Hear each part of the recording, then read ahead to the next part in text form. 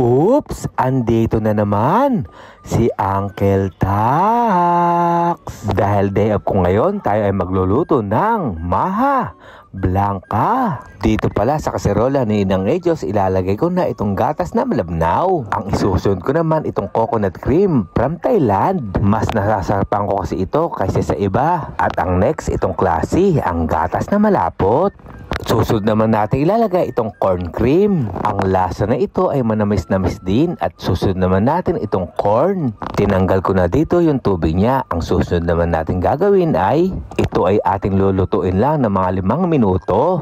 At habang hinahalo-halo nga ng misis ko, ako ay gumagawa na ng cornstarch. Ito kasi ang magsisilbi ng pampalapot niya. Ang cornstarch na nalagay ko ay kalahating tasa at kalahating tasa rin na tubig. At tara, imekos-mekos na natin. At nang okay na, balik na tayo sa aking niluluto. Maglalagay na ako rito ng dairy cream. At ang susunod ko naman kaunting asin para sa ganun balanse ang lasa. At tapos halo-haloin ko na ulit.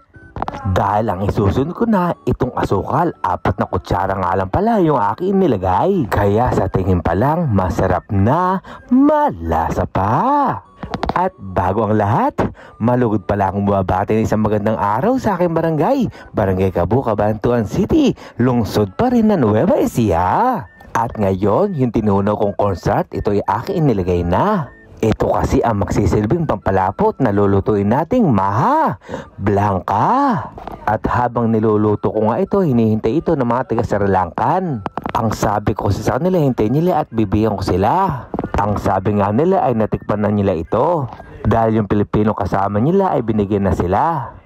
Kaya ang sabi ko, try naman nila ang luto ko para sa ganoon, share your blessing.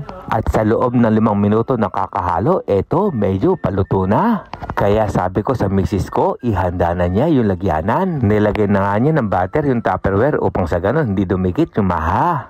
At nang nailagay na lahat, ilalagay na natin itong maha.